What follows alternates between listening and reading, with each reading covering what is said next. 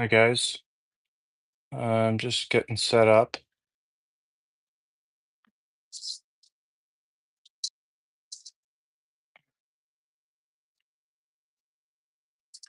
Okay. Welcome to the Days of Confused watch along. Let me just let Instagram know that it's happening.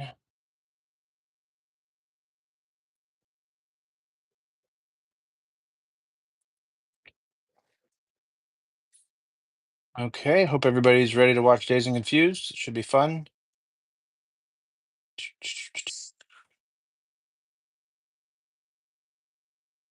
Oh, I don't want that. Let's do this.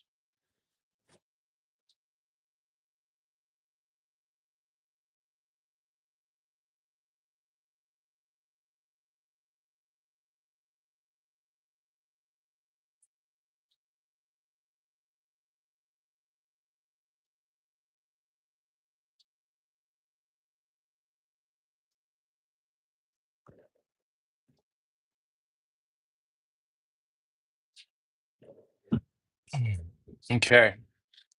Hello. Okay. Hi. It's a little warm. Do I want to do this? Let's do this without glasses. Okay. So here's how this is going to work. um, because of YouTube rules, I can't actually show the movie while I'm playing it. So you're going to have to play it on your end, and my commentary will sync up with the film. So that's how this is going to work. Because I would love to be able to play the movie and have you see it at the same time, but that's just can't happen. And then what I'll probably do after this is release kind of a cut down version that shows footage from the film. So I have my VHS of Dazed and Confused right here, and I'm going to pop it in my VCR, and let's do this.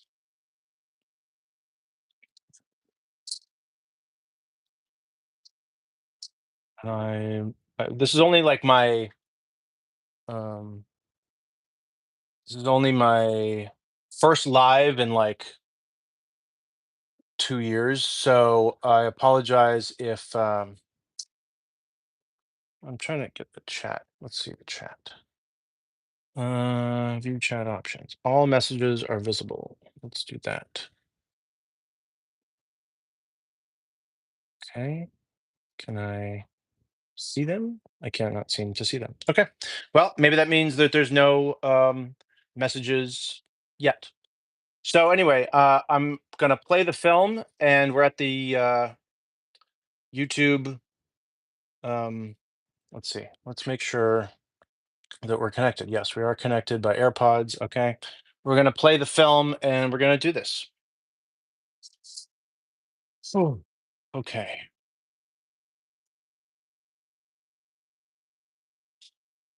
All right. So we're at the Universal logo. Okay. And the movie is beginning, and here we go.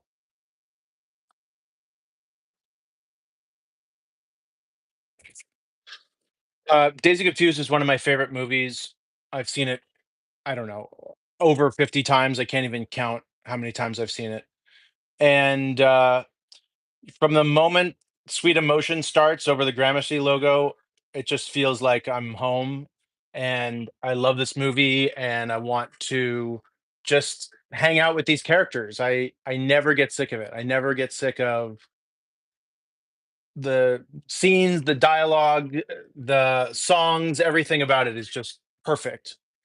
And I've done a lot of research on the film over the years, and um, read books about it. There's a great book. Oh, where's that book? Oh, it's in my room. There's a great book called "All Right, All Right, All Right" by Melissa Mayers, which is all about the making of the film, and uh, it's just great. It's got so many interviews with a lot of the filmmakers and involved, the actors, kind of tells you where they are now and where they were when the film was made, and a lot of these actors, this was their first movie or their first big movie, and some of them went on to fame. A lot of them went on to big careers. Parker Posey, Ben Affleck. We'll get into that, all that.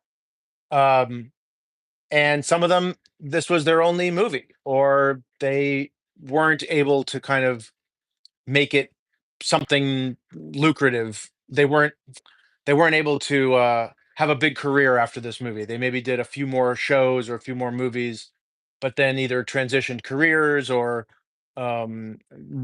retired to raise families or whatever. So this opening sequence shows all the different students at the school, and you got all these different mixes of students. That's the one thing I love about this movie right off the bat is that there's no clear jocks, there's no clear stoners. Everybody, jocks are the stoners, and the stoners are the jocks, and that's kind of what makes the movie so great. And it's so tempting for me to just sit back and watch the movie. Last Day of School, May 28th, 1976. So the thing about this movie that's really funny is that these people, the main characters, they're not graduating. They're juniors about to go into their senior year. That's why there's this whole fight with the Pink has about the letter that the coaches send about the football season and what they agree or do not agree to do. And then it also follows the freshman or the incoming freshman, most notably Wiley Wiggins as Mitch Kramer. And so here we got Pickford and Pink, and they're meeting Slater, who is clearly high, and they're talking about the party. Pickford's having this party, and already we're like establishing character, but in the subtlest of ways. I mean, this movie just does not have like a typical plot. There's a lot of scenes that in any other movie would never make it, and there's not like a whole lot of storylines. I love the Abraham Lincoln with or the George Washington with the is it Abraham Lincoln? Yeah, Abraham Lincoln because that's the school, and he has the red eyes from smoking weed. And so we're kind of being taken through the school by Pink as he leaves Pickford, and then he runs into Anthony Rapp and Adam Goldberg and Marissa Ribisi's characters, and convincing them to go to this party,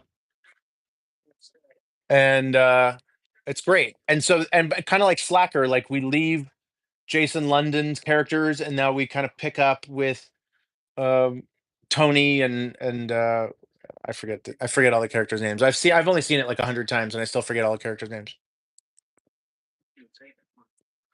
Ugh, that's why I need to have IMDb with me at all times. Really, every day I need to have IMDb with me. I love this story about the with the head of Abraham, the perfect female body with the head of Abraham Lincoln. It's so great. Mike and Tony. Yeah, Mike and Tony. And again, like this scene, this dialogue is so funny and so great, but it has nothing to do with anything. Like it's not relevant to the plot, really. I mean, it gets brought up later. And I guess maybe it sets up that Tony uh is, looking for love, which he finds later with the freshman, what's her name? Oh my god, Sabrina. Okay, now we're in another part of the class, and we're back with Pink as he meets up with Dawn, played by Sasha Jensen, who I had never seen Sasha Jensen in anything before or since, and he is absolutely perfect in this movie. Uh, I just love him. Okay, yeah. So then he gives Pink the letter, and this starts this kind of subplot involving Pink and this letter of what they will agree or not to agree with. And it's very Linklater has said that he is very like anti-establishment, even though he's made studio movies. He, especially at this time in his life, was very anti establishment, always going against the man, and you can see that in his characters and in his stories. They talk a lot about that in School of Rock, and that's especially true in Dazed. Pink is fighting against what he calls the man, which are these coaches and principals, coaches who are trying to keep him down, man.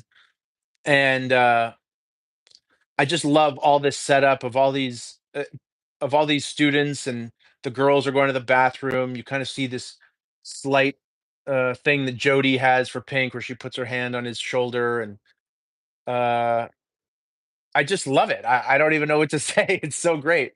But apparently, Linklater, when he cast the film, he gave each actor a mixtape or like a mix CD of songs that their character would listen to, and even books to read, so that they could really understand their characters and understand the time period. And what's so great about this movie is, as opposed to a lot of movies that take place in the 70s or the 80s, is the costumes and the locations and the vehicles and everything feel like real. They don't feel like 70s outfits. I don't There's not a lot of big lapels or loud shirts. They feel like what kids would wear at that time. And so it feels authentic. The whole movie feels authentic from minute 1. And uh and even down to the haircuts. The haircuts don't feel modern. They feel like haircuts that girls and boys had that at that time. Long hair, or shaggy hair, or even the short hair feels styled in a particular way. Um, and okay, now we got the paddles, and Jody is trying to ask the guys politely not to take it easy on her brother Mitch Kramer, which then sets up Mitch Kramer's plot. Uh, oh yeah, the girl in the blue truck. I still have never spotted Girl in the Blue Truck, which is Renee Zellweger's first credited acting role, even though I don't know, I don't know where she is in the movie, but she is in the film. But I love these guys. Cole Hauser is one of my favorites, and he's like hardcore about the paddling. And what I love about it is that, like, some of the guys really care about paddling. Some of them just kind of pretend to care because it's part of the tradition, and some of them, like, really don't give a shit at all. I don't think Pink really cares at all about paddling. He just likes the tradition of it and kind of scaring the freshmen. But as we see later, he kind of takes it easy on Mitch, and even invites him out. And but the way that the film, so this is now the introduction to the freshmen, right? Is we're not cutting to different characters in different places. We're meeting characters through other characters. Right. So we're now meeting Mitch and his freshman friends because Pink and Don and Cole Hauser's character's name. What is his character's name? Uh Benny have gone to the school to announce, like, we're coming after you guys, and here's the rules, and if you don't follow the rules, you're gonna get it. I love the laugh that they all do when they call Mitch Kramer. It's so funny. Yeah, so then now we're with the freshmen, and you can see there are all these, like, skinny younger kids, Mitch Kramer and his friends.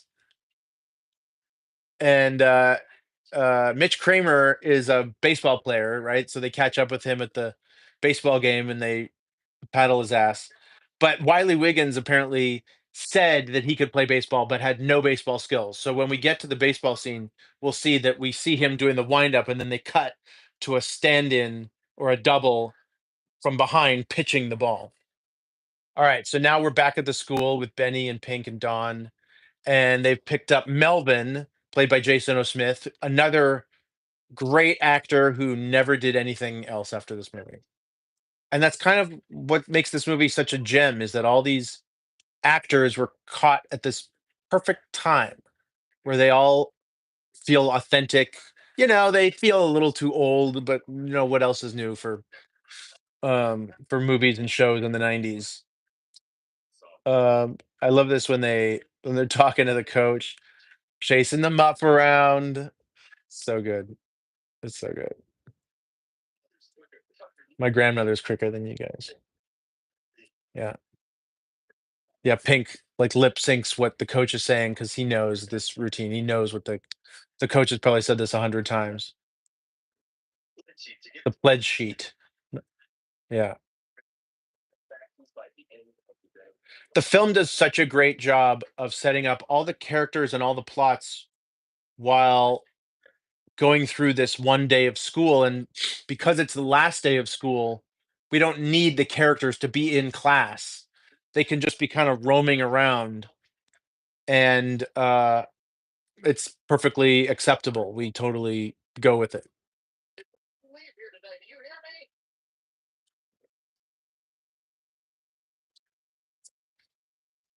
So thanks for joining.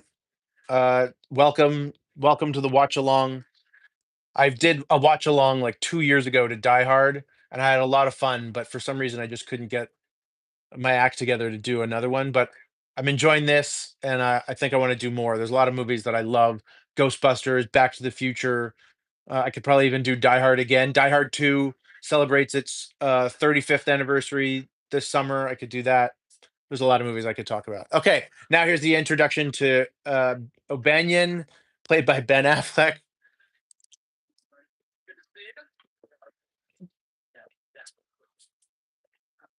Feel free in the comments to let me know, like, what are your favorite scenes from Dazed and Confused? What are your favorite characters? You can see Melvin picks up picks up the pledge sheet that Pink had thrown on the ground.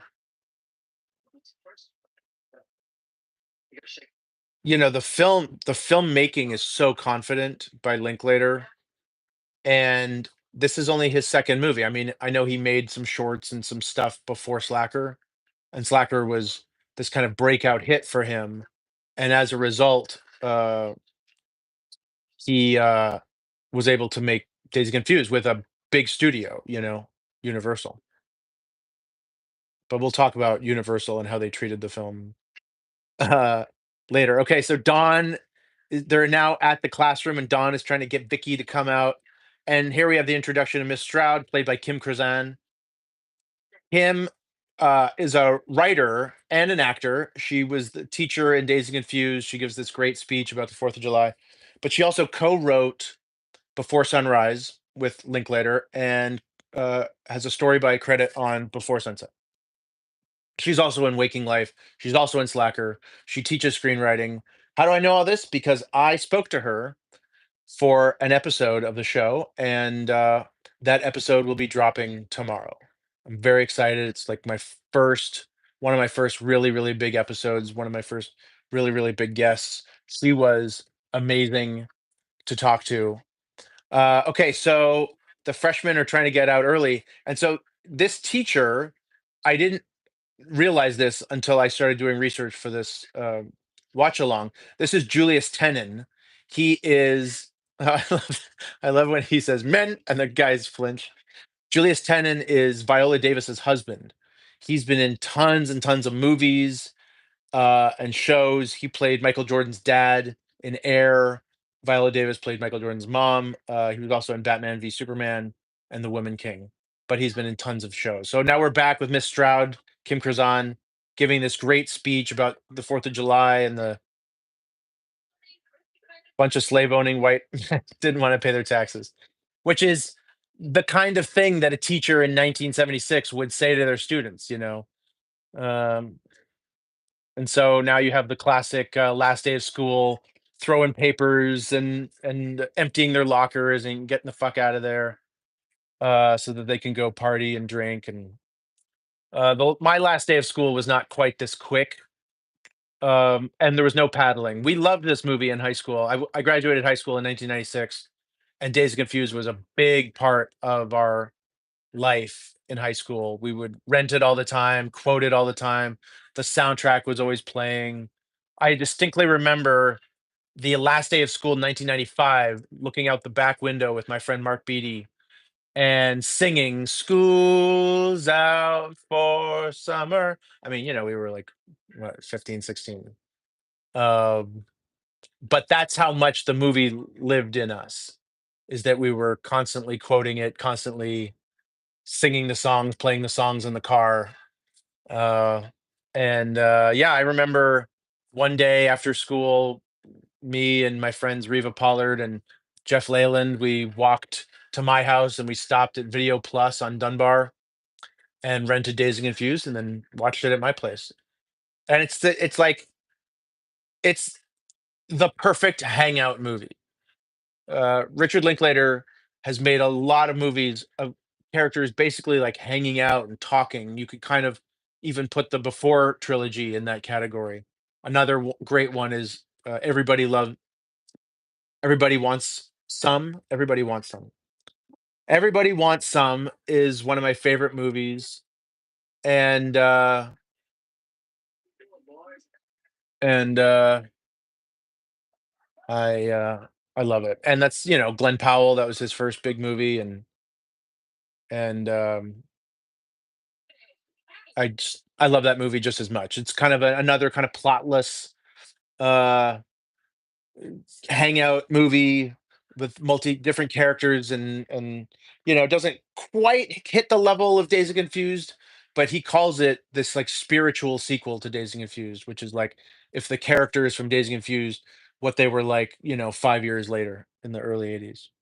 Okay, so now we're with the girls, and we're with the Jody is approaching Sabrina and inviting her to this kind of freshman hazing ritual that they do. And now we're following the Benny and Melvin and O'Banion as they're chasing the kids down to paddle them. O'Banion really is the one who's taking this all way too seriously. He's probably taking it more seriously than anyone. Uh, and it's said that he like flunked or he didn't graduate or was held back or something. He's like a year older than them, and I think probably still trying to recapture his glory days, which is really funny. And I love how they're just tearing up this neighborhood, chasing after these kids.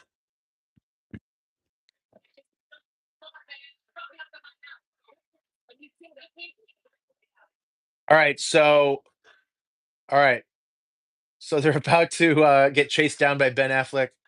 And this is another great movie. The thing about this movie that's so great is really because of its structure, you really have no idea what's going to happen next or where it's going. And, O'Banion catches up with the kids. You think he's going to smack their asses. I love his paddle says, "Fuck you." But then mom comes out with a shotgun and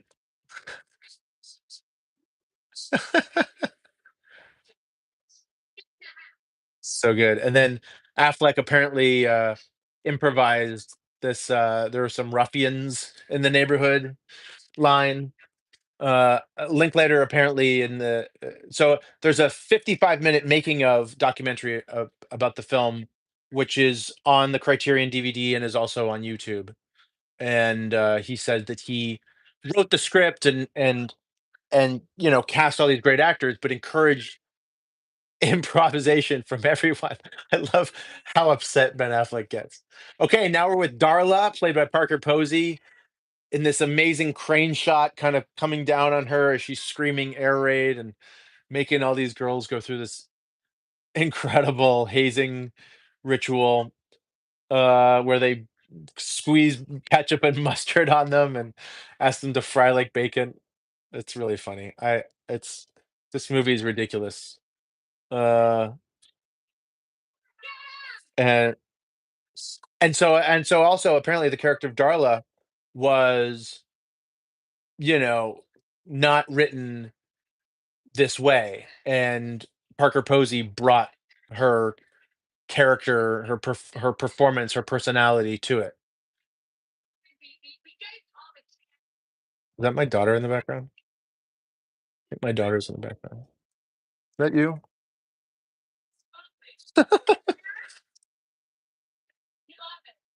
And then "Why Can't We Be Friends" plays on the soundtrack. Oh, so good. And so then they now uh, and so what I love the other thing I love that I'm gonna keep pointing out is that throughout the movie, you get different combinations of people hanging out together. So now you have Dawn and Pink and Slater on the truck watching all of this happen. And also what's so great about this tradition is that it's happening on school grounds. Teachers aren't doing anything. They're not. interrupting this or anything, or stopping it, and that's good. We don't need the teachers kind of getting in the way or the adults getting in the way.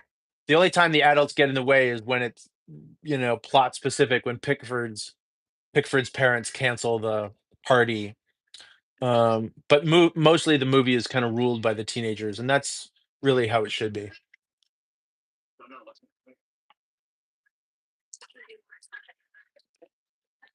He says this. Do you spit or swallow? I think because the movie was rated R, they could.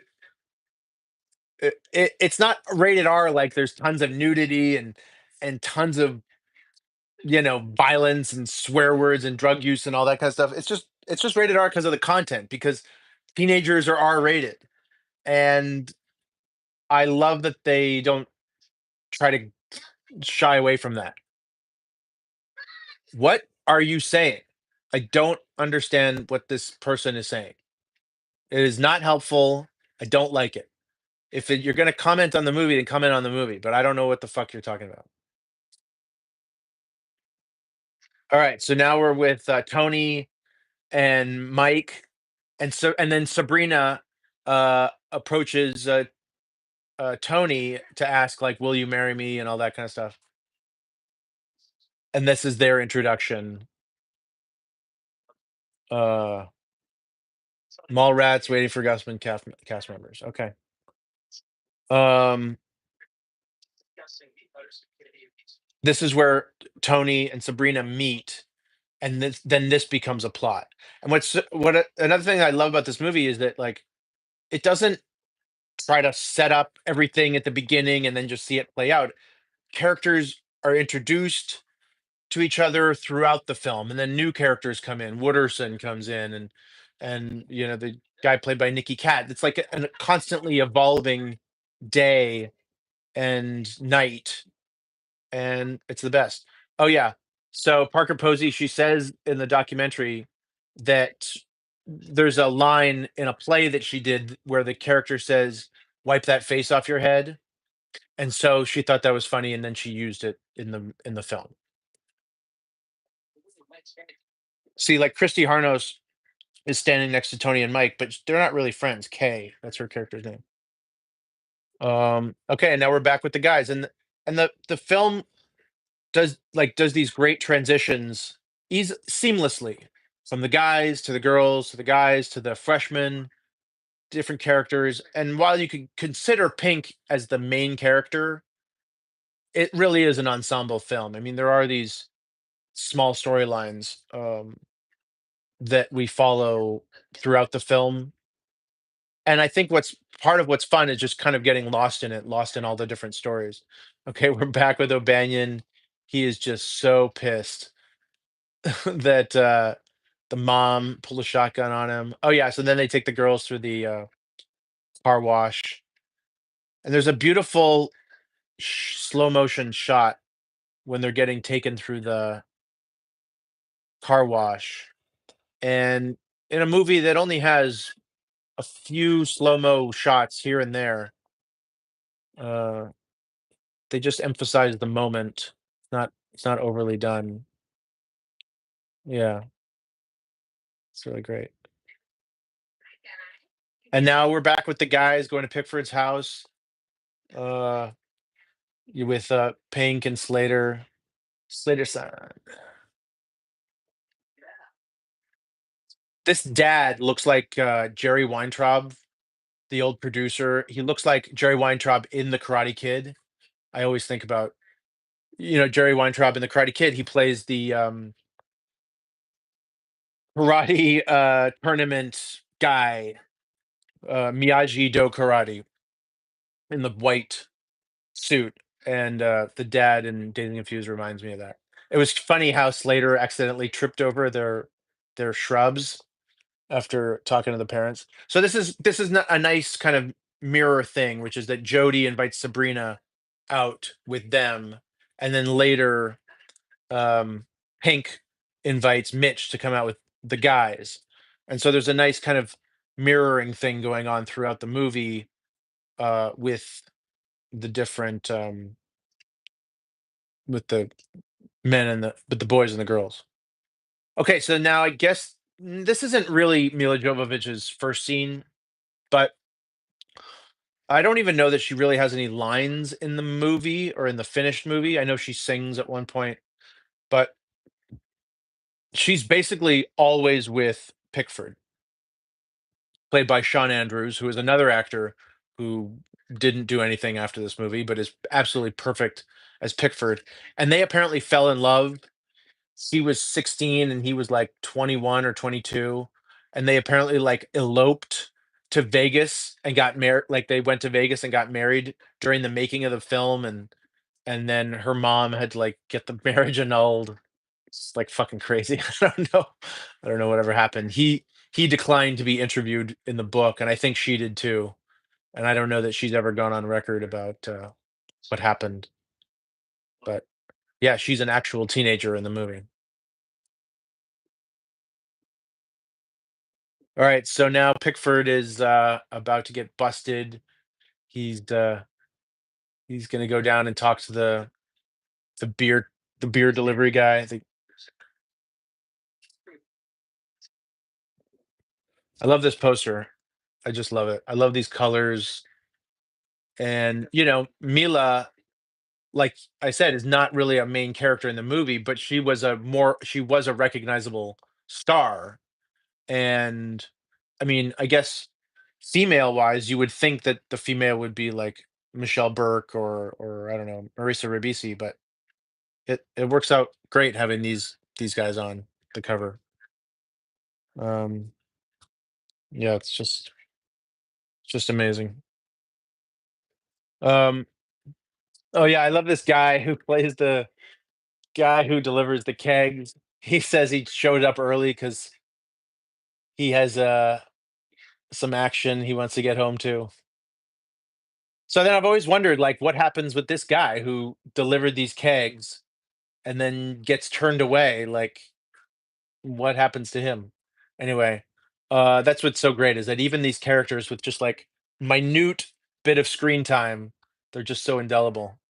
Okay, so the party gets canceled. Pickford is fucked. Now what's happening? Look at him. He just looks so destroyed. They're painting the face of the statue like Kiss, and everybody's kind of getting ready to go out or going out to the party. Um, and what's her name? I keep forgetting her name. I love those redheads, man. Cynthia. So Cynthia is picking up Mike and Tony. Everybody's starting to head out. The sun is setting, and Mitch is playing his baseball game. So here's the introduction of Wooderson, played by Matthew McConaughey, and we'll get to his signature line soon. I love the girls like zipping up the pants with like a wrench or something because they're so tight. I think we get a glimpse of Nicky Katt's character here when they're all cruising. What is his character's name? Clint, of course, Clint. So there's a deleted scene. Where they catch up with some of the younger kids and paddle them, and the kids, as a way of getting out of being paddled, say where Mitch Kramer is, that he's playing this baseball game, and that's where they can go find him. But they cut the scene out of the film, and I think for good reason. It's really not necessary. Um, we don't know. We don't need to know how they found Mitch. They just found him, and you can get away with a lot of things editing in montage. You see Pickford's dad just turned away some stoners who were there for the party. So here's another little moment of slow mo as Mitch is trying to finish the game, and the guys are heckling him. See, there's a little bit of slow mo there as after he pitches the ball. But yes, you can see uh, that we don't actually see Mitch throw the ball. We only see him wind up, and then they cut to his body double for the actual pitches. And it's fine. It works. He cuts around it beautifully. Linklater's editor, Sandra Adair, who has basically cut every single one of his movies, does such a perfect job. And what's great is, there's 25 minutes of deleted scenes, and I watched them all last night, and not one of them I thought should have actually been in the movie. They were all little bits and pieces, scenes that just were not necessary, and that would have interrupted the flow or given us information that we didn't need.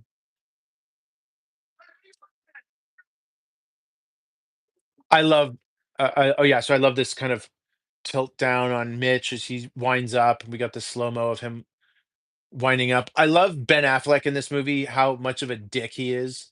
He's just such a dick, and he's so loud and obnoxious.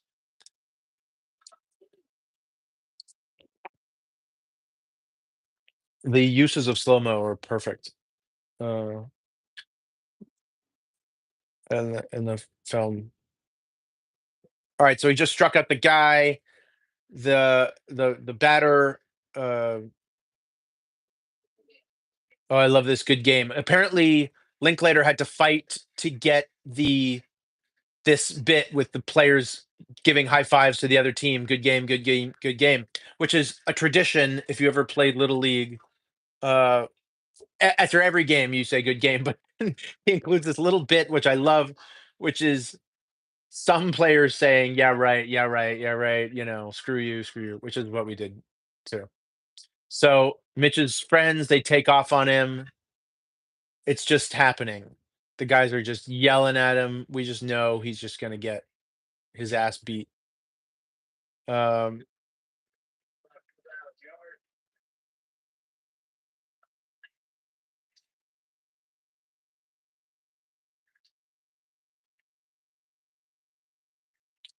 this is funny. Pink with the old couple uh seems like kind of an unnecessary thing, but the old guy is basically saying like we're counting on you next season because sometimes in small towns or or sometimes the town cares a lot about the football team and how they do and who's playing what position. It's a big deal. You can see the sign on the fence, "Happy Birthday, America." All right, so now the guys have caught up with Mitch. It's finally Judgment Day for Mitch. Pink, they're just going to town, and by shooting it in slow mo with this "No More Mr. Nice Guy" song, it actually feels worse than it would have been if they had shot it at regular speed. And that was just a brilliant move by Linklater. And to do these kind of like more impactful camera moves and this low angle shot of Cole Hauser like flipping his paddle. I mean, you don't actually see the paddle hitting his ass, which is good. It's fine. We don't need it. We just see like we see the intensity on their faces. Oh, there's a little bit from the when Melvin is smacking it, but very, very minimal. You just see the intensity on the guys' faces, how much they're loving it, and how much Mitch is hating it, and how like destroyed he is.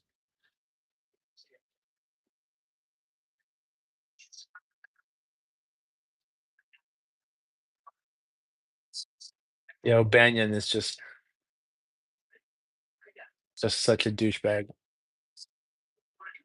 But he has to be. He has to be because if he's not, then dumping the paint on him later just is not as satisfying. He's just such a dick. So then the guys take off, and Pink pretends like he's just gonna go hard on him, but really he's not. He's gonna take it easy. Soul pole, that's Melvin's. I think in high school, I grew up in Vancouver, Canada. I think in high school, somebody tried to make a paddle in shop class, and I think that they got in trouble or that they got it taken away. There was no paddling going on. But I don't know. Was there paddling going on in other schools around the country? I don't know. You guys would have to tell me. Did anybody paddle or get paddled or see or witness paddling? If so, let me know. All right. So Pink is taking pity on poor Mitch with his skinny little freshman butt.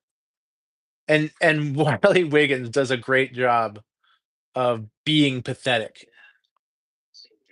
And we'll get to the whole nose touching thing that he does. I don't know that Linklater's ever mentioned it or if he encouraged it or even didn't even notice, but it's there. It happens a lot. And I would love to someday do a drinking game where you take a shot every time Mitch touches his nose, because I'm sure you'd be drunk really quickly. So then you get a little bit of like character building moment with Pink driving Mitch home, and they kind of bond and connect a little bit, and that's nice. And this scene is like a little bit of a breather from before, so that we can like then roll back into the action.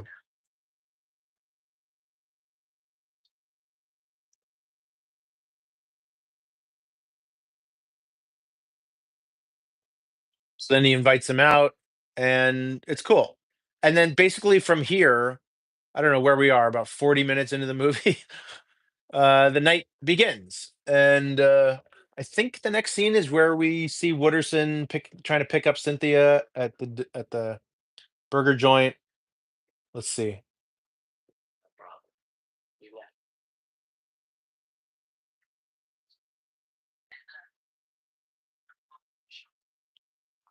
All these actors are just so natural. From the first timers to the ones who had a little bit more experience. Everybody feels totally natural, and there's really no actor that feels forced or fake. Oh yeah, Lowrider kicks in, and here we go. Yeah, the soundtrack is amazing. The movie spawned two soundtrack releases. This music from Days and Confused, and then a year later, even more Days and Confused. And they went 2 times platinum, which was a thing. I guess it's still a thing. I don't know if it's as much of a thing. Here's Clint, and you see everybody in their cars cruising and checking each other out. Um, but yeah, the soundtrack was huge at the time. Everybody I knew had it on CD, except me. I don't think I ever got it on CD, probably because everybody else had it and the songs were so ubiquitous. Um, here's this. Okay, so apparently Parker Posey and Joey Lauren Adams became like best friends during the making of this movie, and I love these. What did she say? She called you a bitch and you a slut, and then the girls get all pissed off. Their banter and their dialogue, everything just feels so authentic and real, like they've really been friends. And apparently, uh, according to the making of and according to the book, Linklater put them all up in a hotel and had them just hang out and drink and party together, a couple weeks before shooting and then during shooting. So they really did bond and get close to each other and become good friends. And they would go out and cause trouble, either at the hotel or at a local bar. They would try to, get into the bar, and they would drink and smoke weed and, do teenagery stuff. And it shows. You can tell sometimes when actors are pretending to be related versus actually just being related, and it's just in every frame of this film. Oh yeah, here's a great Adam Goldberg line. "Oh, I want to dance." It's great. And the lowrider song carries us through all these different scenes of everybody out, and they're picking up Mitch now. And now here's our first dialogue from Wooderson. How's it going, man? And Wooderson is just like epically cool, even though he's like kind of a creep. Like I think it's because McConaughey just makes him cool. It'd be a lot cooler if you did. He's so great. He's so great. But when he says the line about the high school girls, it is rather creepy now, viewing it as a 47-year-old versus a 17-year-old. You know, it's just perspective, right? Oh yeah. So then he says, "All right, all right, all right," but it's like off camera. So, So, but it became like his signature line along with "Just Keep Living." All right, and now we're in the Emporium, and here's another little bit of slow mo as they all walk in. Pink, Wooderson, and Mitch, they walk in slow mo to Bob Dylan's "The Hurricane." So the budget of the movie was around 7 million, and 1/6 of the budget was spent on songs. And he just got so many songs. He really wanted Zeppelin apparently, and could not get the he could not get permission. They either wanted too much money or they something. There was some reason why he couldn't get permission from Zeppelin.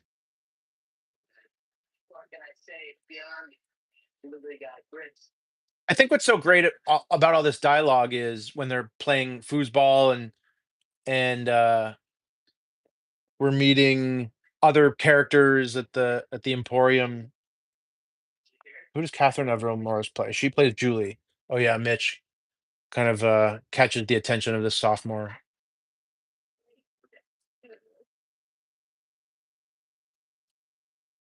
and everybody looks like kids used to look. They don't look like, Linklater said at one point, there was an interview they did in 2004. He said if they'd cast the movie at that time, it would have been all WB actors, but they just got lucky at the particular time they were making it in 1992. The movie came out in 93, and you just had all these great young actors who just all happened to hit at the same time for this movie.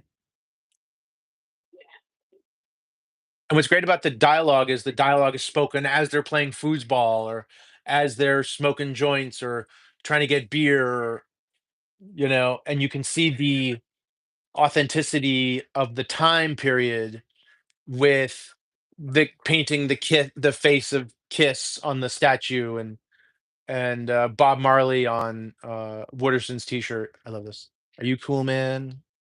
Like how? Okay. Rory Cochrane is so great. Slater is just the ultimate stoner, for any movie. All right, so then you get another different group of them going together and driving off to go somewhere. Oh yeah, this is funny. Mike and Tony and Cynthia go into the house. They don't know yet that the party's been canceled. They're kind of like the last ones to find out.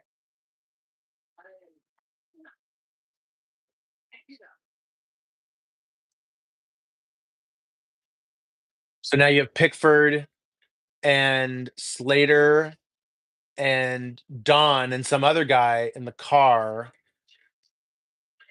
And oh, hello, there's a cat in here. And now, what is Siobhan? Is that Dina Martin's character? Yeah, Siobhan. She's going from one car to another car.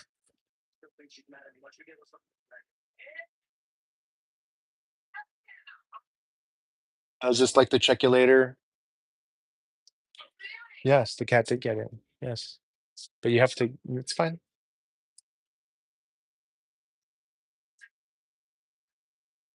Chiculator, chiculator. I love how Dawn like makes fun of Slater, but I still say checulator, chiculator. You know.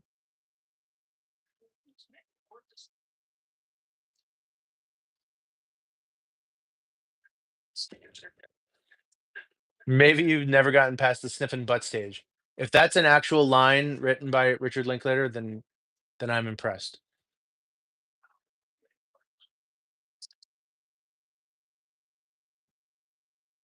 Okay, so now we're cutting to the freshman kids at the recreation center as they're slow dancing and what's his name? There's so many characters in this movie. Hirschfelder. Hirschfelder is making out with the girl. He's getting somewhere. Hirschfelder, what a great name. Linklater apparently based a lot of the characters' names on people that he went to school with, went to high school with. But I mean, Hirschfelder's getting some action here. Like, boy, talk about bros before hoes. I mean, that girl, he just left that girl like all alone there. He could have just been making out all night. Instead, he has to go on this ridiculous adventure. But that's what we do when we're young and stupid. We go on ridiculous adventures.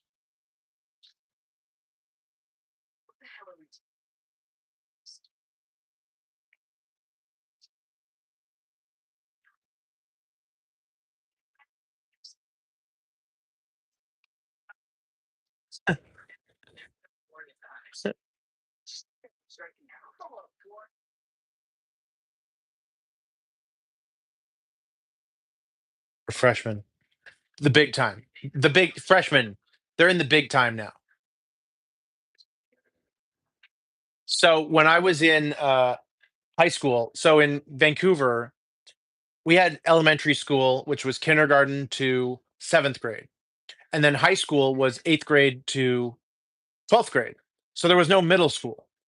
So I didn't ever had this experience of middle school. There was just like, and they didn't refer to us. We didn't refer to it as like juniors, seniors, freshmen, sophomore.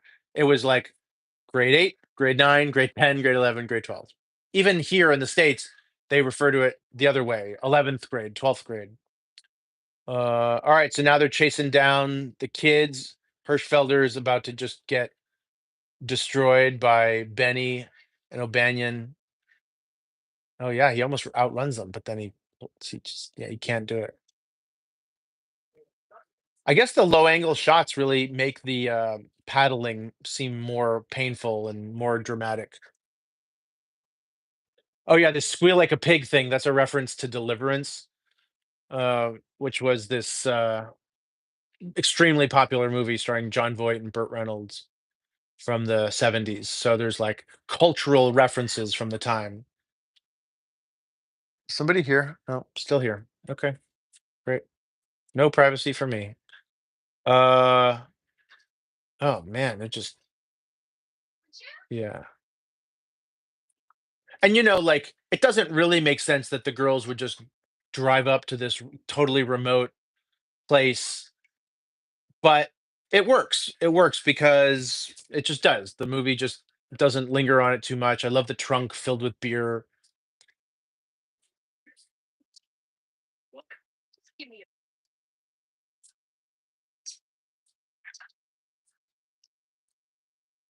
Dawn is just the eternal flirt, ladies' man. Ben Affleck, no fucking party, throws a beer, just wasting another beer. I love how he does this like twisty thing. Don Sasha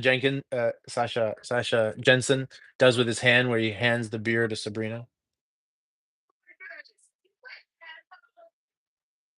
Okay, so the the voice of the guy who drove by and heckled O'Banion, I think, was Jason Lee. So Jason Lee is not in the movie, but he was dating Marissa Ribisi at the time. He was like 21 or 22 and she was 17.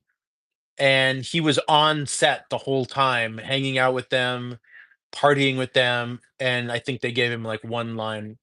But he was a professional skateboarder who didn't even think about being an actor. He just happened kind of into it. And from this, he went and did Mallrats and Chasing Amy and all the Jason Lee movies. I love this thing that the girls do where they lick the bottle caps.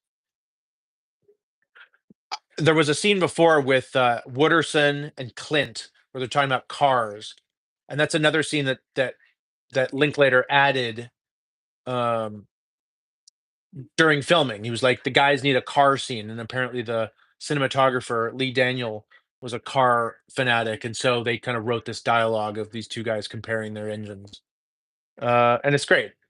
It's great. It gives the characters more depth. Oh yeah, so here's Mitch touching his nose where he's talking to Sabrina. That's 3, maybe 4 times. Lot of nose action.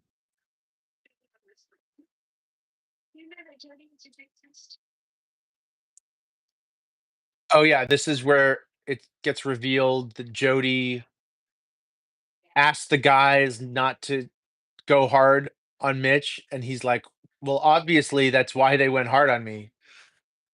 Uh, that little bit kind of gets tied up. So then you see in the background, you see Wooderson has some girls around him. You see Pink and Jody kind of flirting, and that's going to pay off later. Here's Darla, like super drunk. Oh yeah, and so Pink and Joey Lauren Adams characters are kind of dating uh Simone. They're kind of dating, but it's very loosely defined. There's no big scene at the end where they like have a, are we or aren't we conversation, or they break up or anything like that. The movie doesn't really care about that kind of stuff. Oh, now they're talking about O'Banion. Now we got more songs.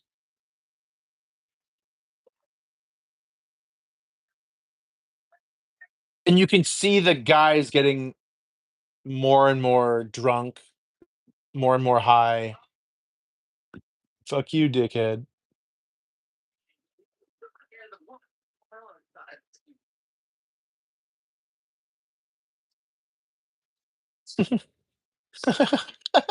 The little handshake that they do where they sniff each other's fingers, and Mitch's reaction is so funny.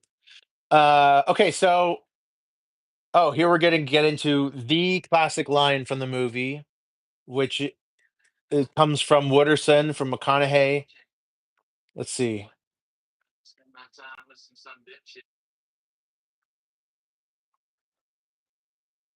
Here it comes. Oh yeah, you're a freshman, right? How's this new crop of freshman chicks? The guy's like 25 years old, right? Maybe even older.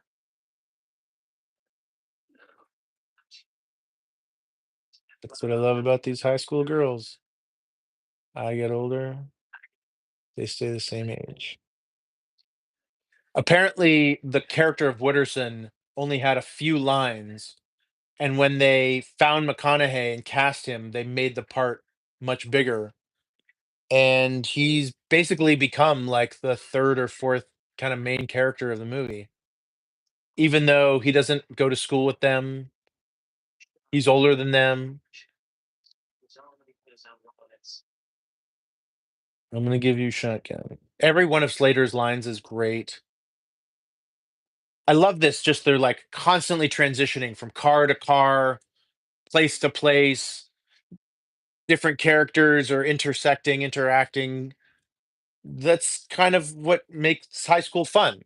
Is not, or what made it fun for me was just, oh, I want to go with this person now, and where are they going? Oh, they're going to go pick up this person at this person's place. Let's go to their place, and maybe we'll smoke a joint, or maybe we'll have a beer, or maybe we'll just get them, and then we'll go to this other place. 1996, there was no cell phones. Maybe somebody had a pager, maybe. Um, but it was more just like the party is here. You had to go to a house with a landline so you could call someone. I have no idea how we did it. It was ridiculous. All right, so now they're busting mailboxes. Okay, so Linklater was 32 when he made Dazed. It was his second feature film after Slacker. Universal was not supportive of the film.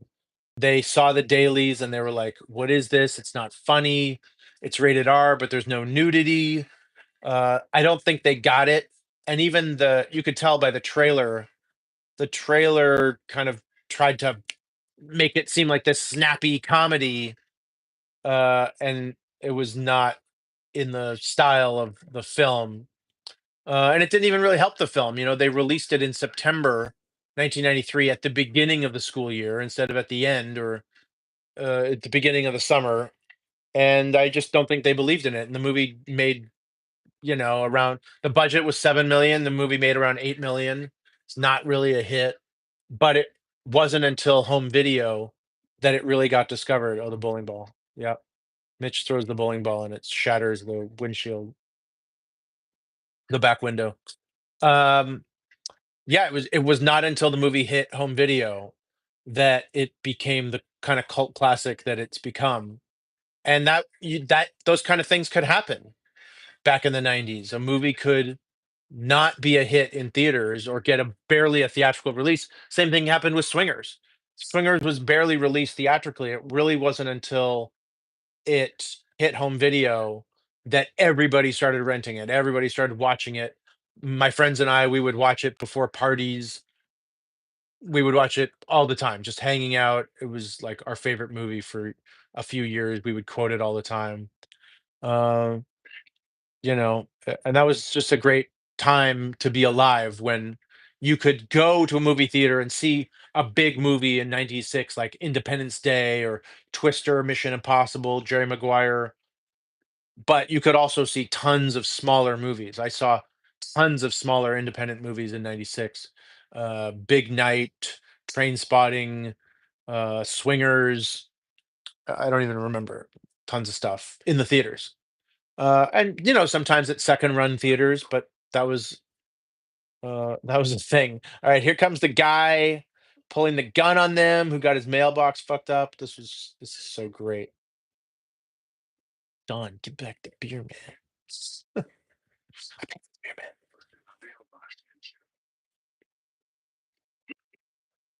Look at me in the eye, punk. This guy has clearly seen like Death Wish or Dirty Harry and thinks he's some kind of badass with his gun.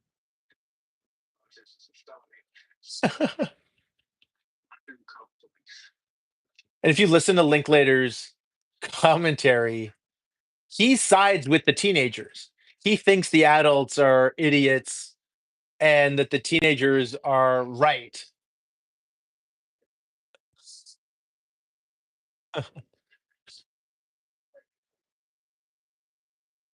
And that comes through in the characters. I love this. Cynthia and Tony and Mike, they're just driving around. They still don't know where the party is or what's happened. I like that. They didn't give up.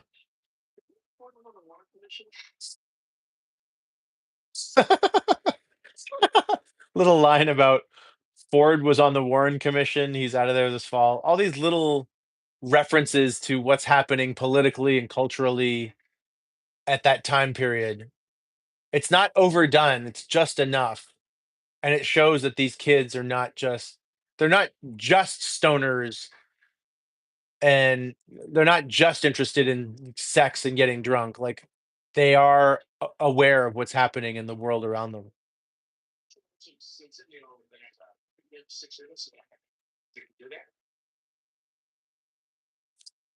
I love Melvin. He asks Mitch to go get him some beer.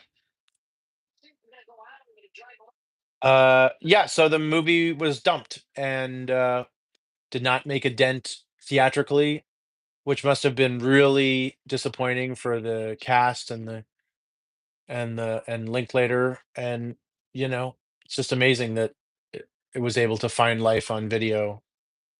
I don't even know to this day that I've ever seen it in the theaters. I think maybe I have, but it was a long, long time ago. And that was kind of the same with Before Sunrise. His next movie really didn't hit until it hit video. Um, I don't even know that he had a really, really big theatrical hit until School of Rock, to be honest, which wasn't until 2003. So then you have Mike, who's like itching for some kind of experience. He wants something crazy to happen, which is why he kind of picks this fight with Clint later. Okay, so Mitch is at the is at the liquor store buying beer, and this actor, David Blackwell, who plays the store clerk, he plays the same role in Boyhood. When they go to the liquor store, and the alcoholic dad asks them to go inside and buy him the beer. The guy who works at the liquor store is played by David Blackwell. Same actor, same character. Here's some more change for your pocket.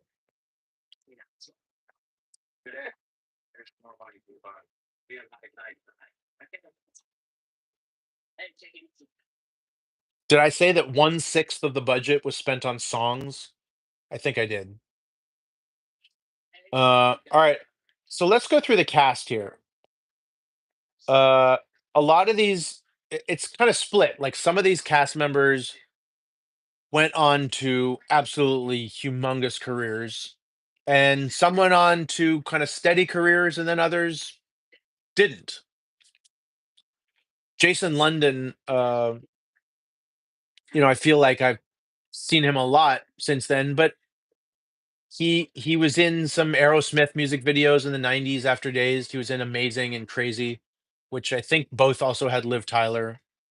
And then he was just in a lot of like he worked, but he was in a lot of like straight to video movies or kind of lower budget movies, none of which really hit. His twin brother Jeremy London was on Party of Five, I believe, as Nev Campbell's boyfriend for quite a while. Wiley Wiggins, this was his first movie, and after this, he did a couple other things, most notably Waking Life, Linklater's roto kind of animated film about dreams and dreamers and philosophy in 2001. But I don't think Wiley Wiggins has really done anything else since. And he seems happy.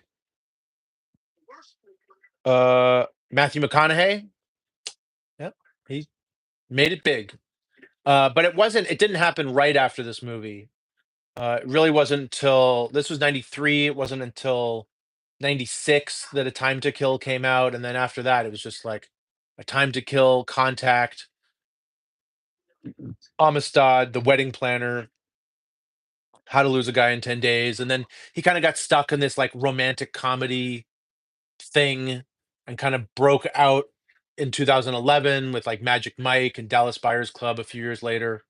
True Detective season one, of course, and Interstellar. And I just saw a trailer for a movie that he's in, directed by Paul Greengrass, called The Lost Bus. Uh, yeah, we'll see. I love this Sasha Jensen giving Mitch advice about girls. All right, so now they tricked O'Banion into thinking that they're about to paddle another kid, and oh yeah, Esteban Powell. Who does he play? And then it's all a setup for Esteban Carl. It's all a setup for him to get paint dumped on him, and it's just so satisfying.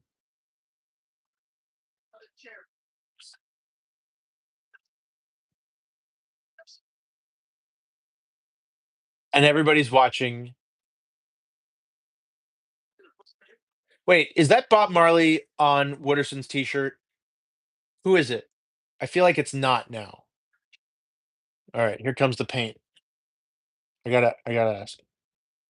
Who does anybody know on Wooderson's T-shirt in David Fincher's?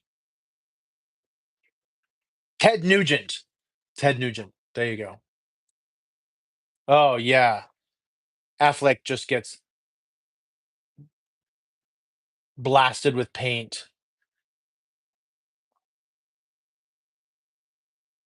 and he has a fit. He has like a tantrum in front of everyone. And apparently, in his tantrum here, Affleck shatters his ankle when he slams the paddle down. You can see his ankle like twists, but he doesn't even register for some reason. He just gets in the car and drives away, and that's the end of his character. But watch, it's coming up here. I'll kick your fucking ass right now. He's so great. Oh yeah, he sees Mitch. He knows Mitch orchestrated it.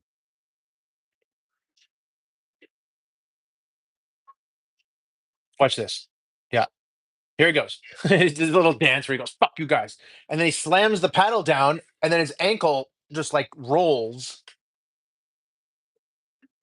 and yet somehow I don't know. That's crazy. He just takes off, and that's the end of that. And what's great is that like the movie is totally fine with that being the end of O'Banion, and the movie kind of shifts now to like another set of storylines.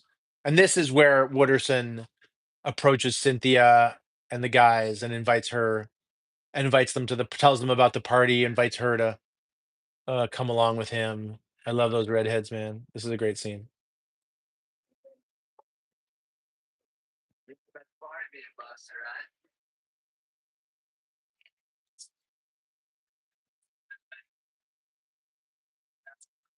At the moon tower.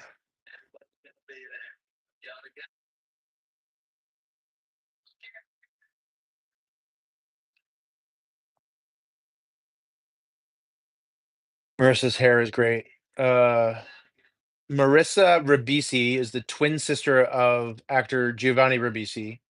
And after this, she had a few roles.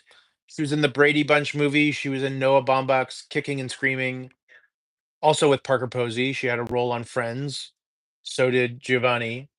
She was in Pleasantville, and the last thing she was in was a show called On the Verge in 2021, which was created by Julie Delpy of the Before trilogy. And she was married to Beck for I think almost 20 years. Um,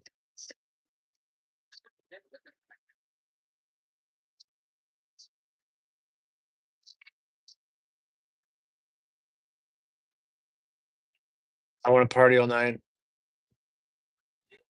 So now they're headed to the moon tower for the party.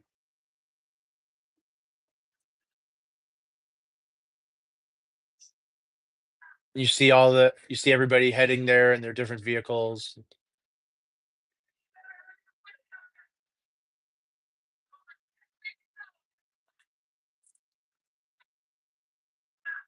So much fun. Just feels fun. This movie just feels fun, and I mean, I could literally watch it every day because it's just a fun movie to have on and just kind of relish the dialogue and the music and the characters and just kind of hang out with these people for an hour and a half or however long the movie is. I don't even know how long the movie is because I just get so caught up in it.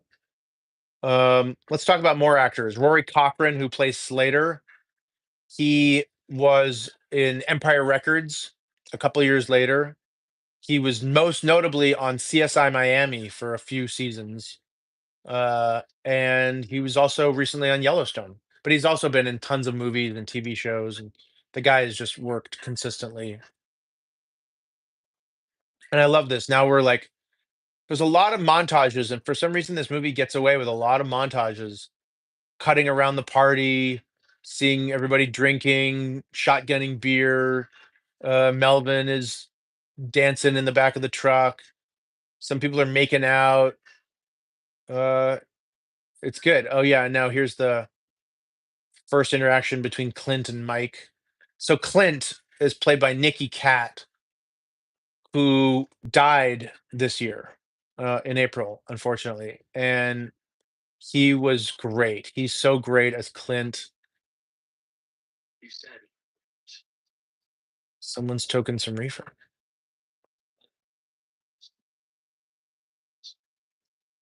I mean, he clearly wants to get fucked up and get in fights. You know, he's one of those guys who just wants to get in fights. That's how he feels alive. And Mike just walked right into it, you know? And then he says, I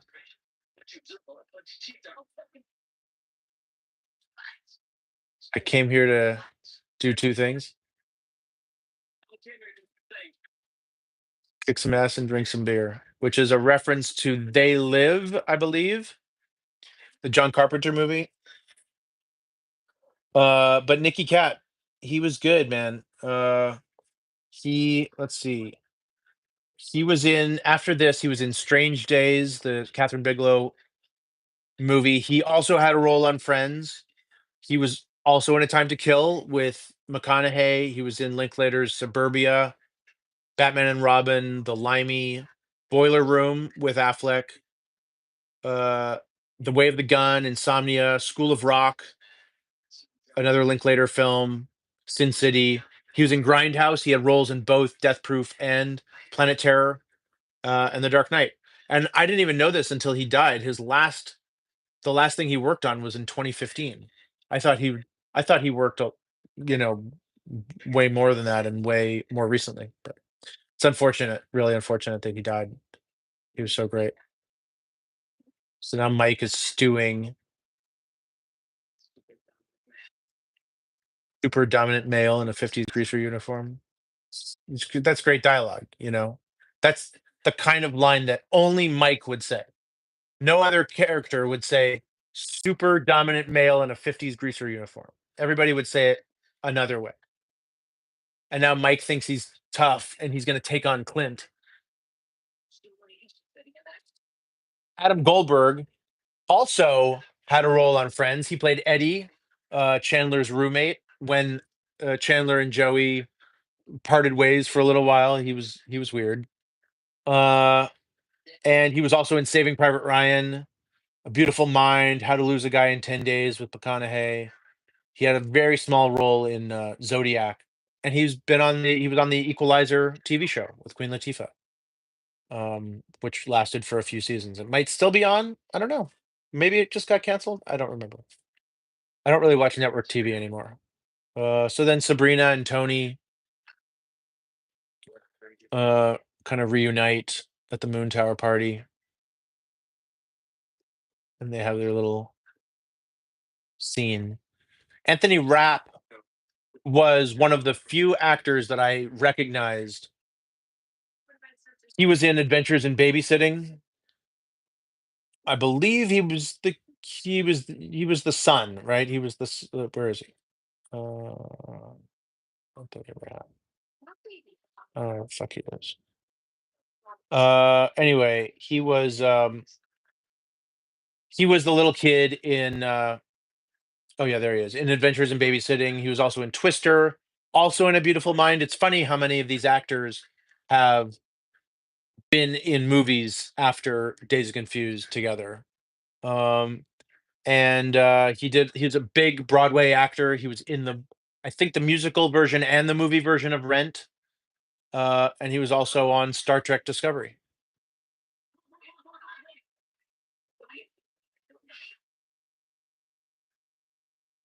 Cole Hauser, who plays Benny, he actually he had a really strong career after this movie. He was in School Ties before this movie with Ben Affleck and Anthony Rapp. He After this movie, Higher Learning, Good Will Hunting, Pitch Black, Too Fast, Too Furious, and he's probably most well known for being on Yellowstone as Rip. So um, the guy's done very well for himself. Uh, Ben Affleck, not too bad, not too bad. As we know, he kind of went up and down in his career. He was in Mallrats and Chasing Amy, and of course, the whole Good Will Hunting thing happened uh, after after Days Confused, and then after Good Will Hunting, he was like off in movie star land doing Armageddon and Daredevil and all these reindeer games. And he was with J Lo. They did G Lee together, and then he was kind of like in the wilderness for a while, and he bounced back. In 2007, he directed Gone Baby Gone. Then The Town, which he also starred in 2010, and then he directed and starred in Argo, which won Best Picture in 2012. Since then, he's been in Gone Girl, Batman v Superman, and the Justice League movies. He was in The Flash as well, and uh, directed Air a couple years ago. Great movie with Matt Damon about Nike building Air Jordans. And then recently he was in The Accountant too. And of course, I'm leaving out hundreds of other movies that he was in, just kind of giving you the highlights. But um,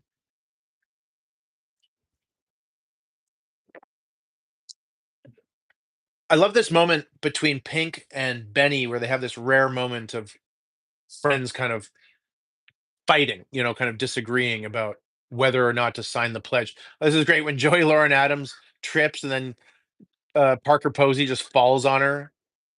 Apparently, these actors, like I said, they loved each other so much, and they wrote a scene for themselves, and Linklater shot it. It doesn't belong in the movie, but they have all these other little character moments, these little bonding moments where you see their friendship uh, throughout the film, and that was one of them. I love that where they fall on each other.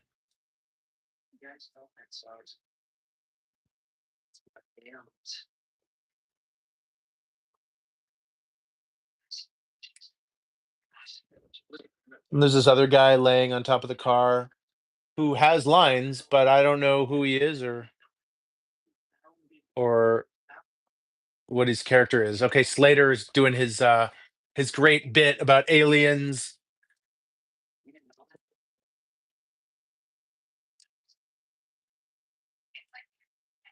and we're kind of cutting back and forth between characters kind of giving these little speeches. Now Marissa Ribisi is talking about, the 50s rock, or the 50s were boring, the 60s rocked, and the 70s, oh my god, they obviously suck. And you could kind of, and I like how Linklater cuts to an insert of somebody filling up a cup with beer, and then he cuts to Mike kind of like getting more and more drunk and more angry at Clint wanting to do something. The night's going on. You got characters going into the woods to make out.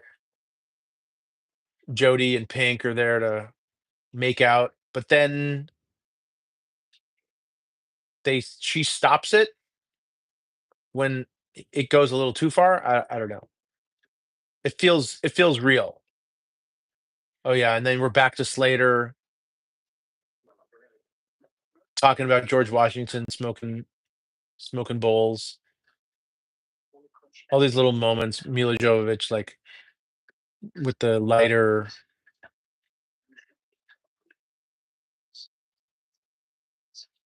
Mila Jovovich was another one who had a very successful career after this movie. Uh, he did, of course, the Resident Evil movies, um, and married the movie's director, Paul W.S. Anderson.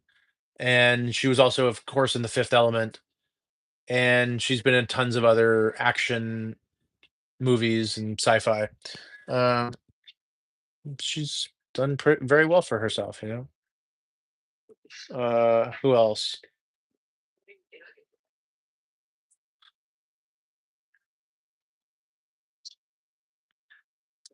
Dina Martin, who plays Siobhan, kind of stopped acting a few years after this movie, but she was also in Swingers in '96. She played the Vegas cocktail waitress who hooks up with Vince Vaughn in her trailer with, remember all the teddy bears, that the stuffed animals that fall down as they make out. It's great. It's good stuff. Um, oh yeah, so then Jody and Pink, they have their little makeout, but she stops it because Pink's dating Simone, and now they're watching Mitch. Uh,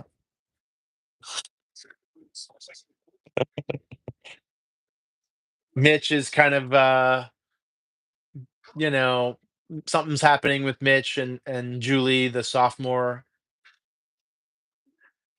and that's a nice storyline that's kind of like peppered throughout the film. But now the guys are giving him shit.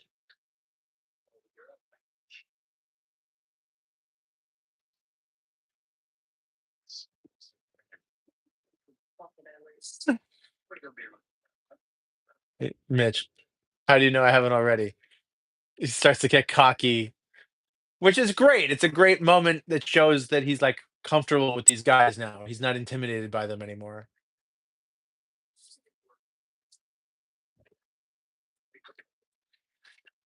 So Don, so good. Oh yeah, Darla. Okay, so Parker Posey. Parker Posey is one of my favorite actresses. After this, she was in Coneheads, Party Girl. She was like really a big independent film actress. Party Girl. She was also in Kicking and Screaming. She was in Waiting for Guffman, and then kind of every subsequent Christopher Guest movie, Best in Show, For Your Consideration, A Mighty Wind, those kind of mockumentaries. Um, and she also did some bigger movies. She was in You've Got Mail, which is one of my favorite movies, as Tom Hanks's girlfriend, and she was in Scream 3, Superman Returns. She was on the TV show Lost in Space on Netflix, and then she was most recently in The White Lotus in season 3. and she's amazing in everything she does. She's just so great, even small roles like all right, Mike. Yeah. A dominant male monkey motherfucker. Oh yeah, here he goes. He's gonna take his beer and he's gonna pour it on Clint's head. And see the thing is Clint has forgotten about this. Clint had just moved on. If Mike didn't do this, Clint would not have tried to pick a fight with him. But Mike just can't let it go. The shame, the embarrassment. And so he pours the beer on Clint's head and gets in one punch. But then Clint, who is clearly better and stronger than he is, just dominates him, getting on top of him and just pummels the shit out of him. And it's great. In a movie like this, you need to have a fight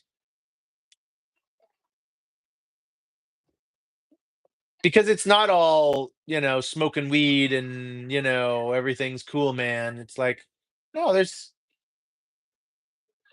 a lot going on with these characters. I mean, Mike is now like crying, like he, you know, like some people, not everybody has the night of their lives. For every, Mitch Kramer who gets to make out with an older girl, you got Mike who gets into a fight and gets embarrassed and but Christine Harnos, she plays Jodie's friend. She was in other than this, she was in ER. She played Anthony Edwards' wife for 28 episodes on ER. And then after that, she was kind of just faded away, did some things here and there, but I think probably moved on with her life. Catherine Everell Morris, who plays Julie, this was her only movie. She didn't keep acting after this. She went and did something else, I guess. But she shows up at some of the reunions that they have. Uh, and I know they did a 10-year reunion. It's in the documentary where they projected the movie and had fans show up 10 years later. And I think, the cast and the crew, they were really surprised and amazed at how I love this moment where Benny stands up after taking a beer and then sits right back down again. Like these guys are fucking hammered. Yeah, it's great. And then you have Wooderson, who's super cool, lighting his match on his boot. And he gives Cynthia gives him her number. And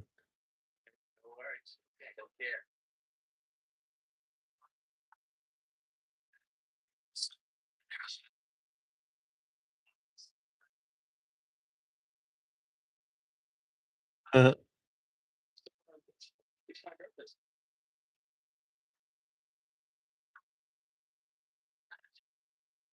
and that's it. I guess that's the end of the party, right? Everybody's kind of heading home. Sabrina's going along with Tony. Now, do we think that Cynthia and Wooderson actually became a thing? Do you think they just like hooked up? Maybe. Do you think Cynthia like was into the Wooderson thing? It's very interesting. And then there you got Mila Jovovich and Sean Andrews. Sean Andrews is another actor who plays Pickford, who barely did anything after this movie, but he's just perfect as Pickford. Did I miss the scene where they climb the tower? I guess I did. Oh yeah, Siobhan and Dawn have been flirting casually throughout the film, and they're kind of leaving together. They're going to be on the 50-yard line together. Hey, watch the leather, man.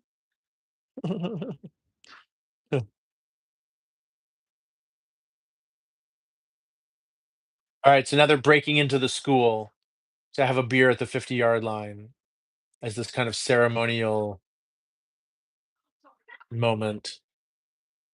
and it's Don and Pink and Slater, Siobhan and Simone and Wooderson. And again, like it's just this mixing and matching, this very easy mixing and matching of all these characters.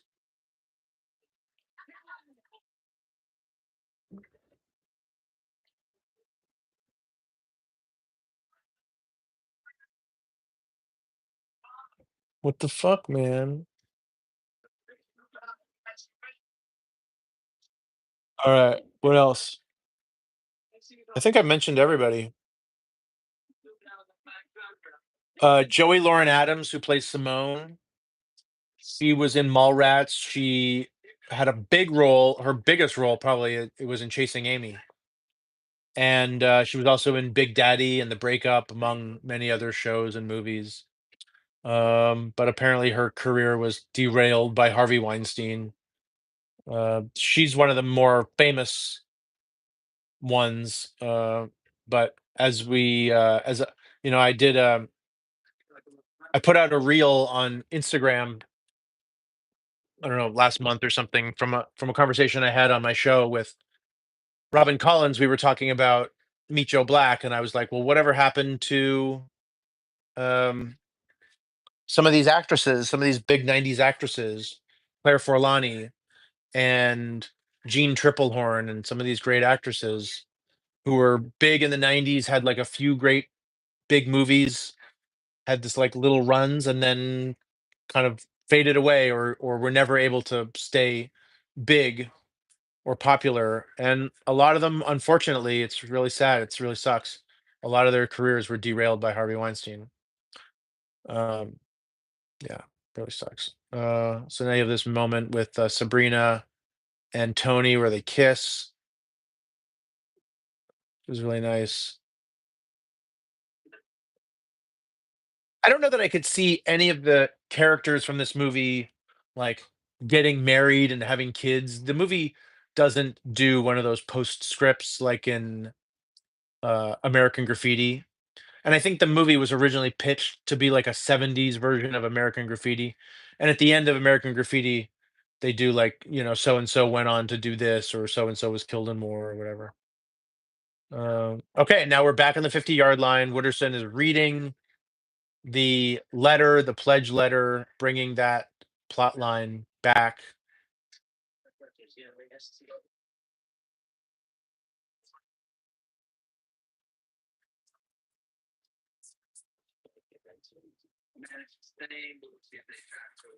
And then you have this kind of anti-establishment speech from McConaughey. Let me tell you this. Yeah, the more rules they're going to try to get you to follow.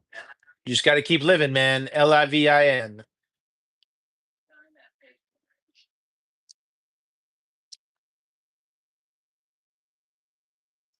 And what's nice about this kind of these last few minutes of the movie is that it's not like another typical teen ensemble movie where you have your main characters and all of their storylines get resolved in a satisfying way.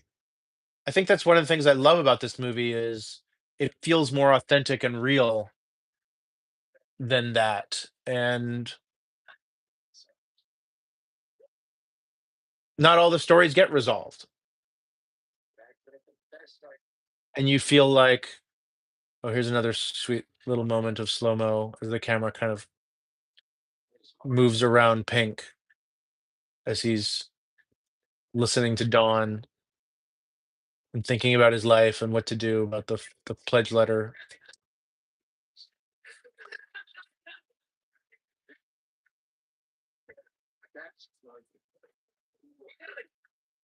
Busted.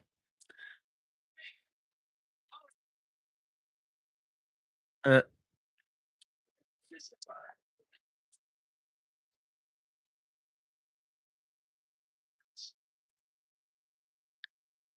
the movie does a great job of Slater just throws the joint. The movie does a great job of showing the passage of time without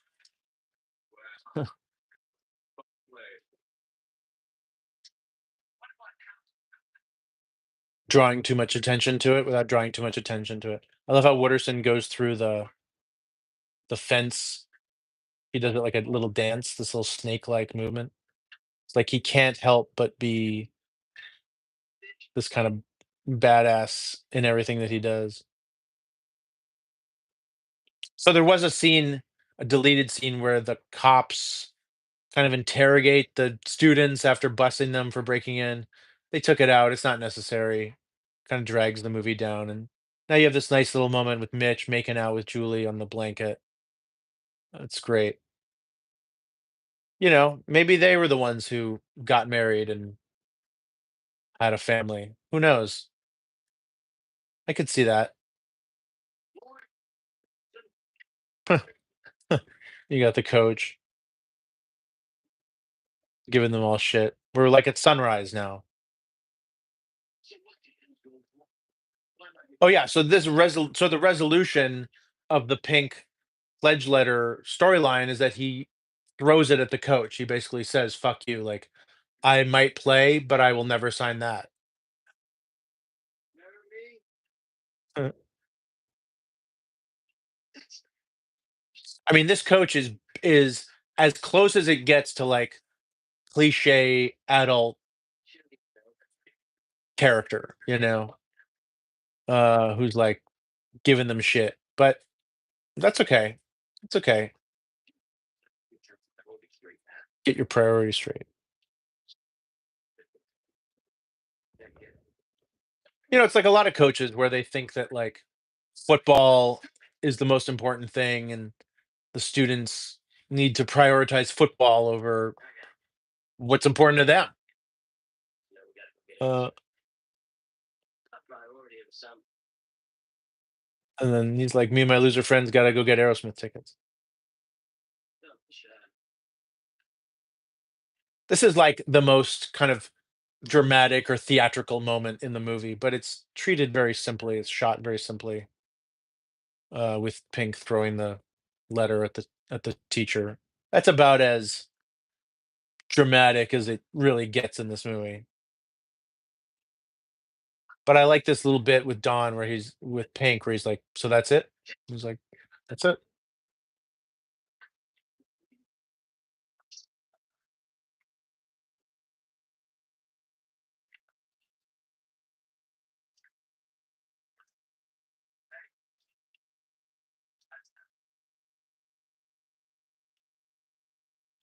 And Don's a good friend. He accepts Pink the way he is, as opposed to Benny, who's like, "Fuck you for not signing." And then you get the last, basically the last scene, last two scenes, Mitch Kramer coming home drunk and stoned and, probably had the best night of his life.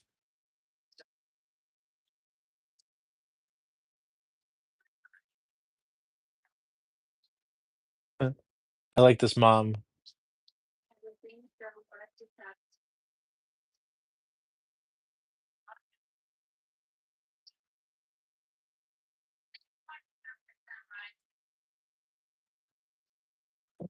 I love I love Wiley Wiggins here pretending to be regretful, and then he kind of flops down on the bed and the way he is.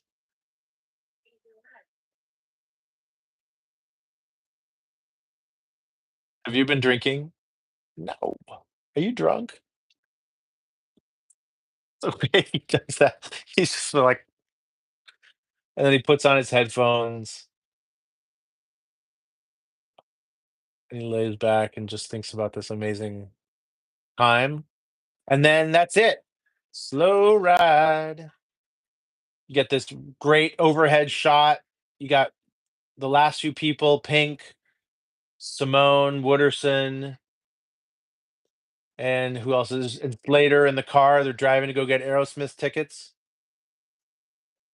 and, the movie ends with, like, this POV shot of the freeway as if who knows what the future has in store for these characters, but they're happy, and they had a great night, and they're probably all gonna be asleep within minutes. You know, the music in this movie is incredible, and anytime I hear "Free Ride," "Slow Ride," "Sweet Emotion," "School's Out for Summer," "No More Mr. Nice Guy," "Why Can't We Be Friends," I think of this movie, and, that's pretty great that that you can have so many older songs. I'm sure for people who knew these songs, who actually grew up in the '70s with this music, um, they know the songs from their youth. But I was born in 1977 and was a teenager in the '90s. So for me, these songs are connected to this movie. And now we're doing a cast run, and that's basically it. That's the end credits going out on Slow Ride. I mean, honestly, talking with you about this and watching the movie again, like I could watch this movie anytime. I could watch it again right now and love it, not get sick of it. That's the rare movie that I never get sick of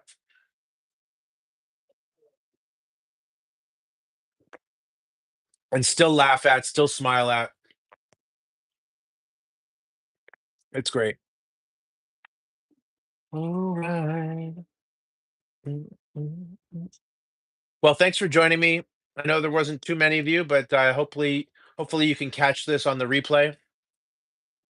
Uh, this will be available on my channel, and feel free to check it out. Just play the movie. It's like having a live commentary along with the movie.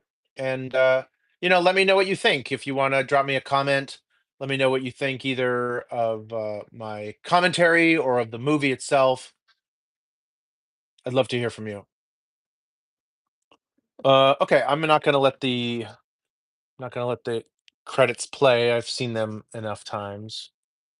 Um, just to reiterate, if you didn't hear me the first time, I'm dropping tomorrow's episode is my conversation with Kim Krazan. And just to say again, Kim co-wrote Before Sunrise, one of my all-time favorite movies. Dazed and Confused and Before Sunrise are my two favorite Linklater movies. And they both came one after the other. And so I talked to her. She was lovely, so great, talking about Before Sunrise and her work on Dazed and Confused and what it was like making films at that time. It was a totally different time in Hollywood and filmmaking. And then she chose as her pick for a rewind movie, Love Story. So if you're a fan of Love Story, you can check out that episode tomorrow.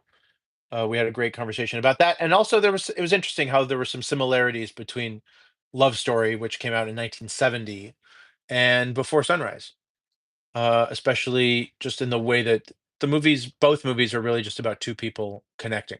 Obviously, Love Story is much more dramatic and melodramatic. It has the infamous line, "Love means never having to say you're sorry," but some really great performances by Ryan O'Neal and Ali McGraw. And anyway, you can check out the episode, leave me a comment, let me know what you think. And thanks for joining me tonight. It's been great. I love this movie. I could watch it anytime. And I look forward to doing more watch alongs in the future. All right. Have a good night.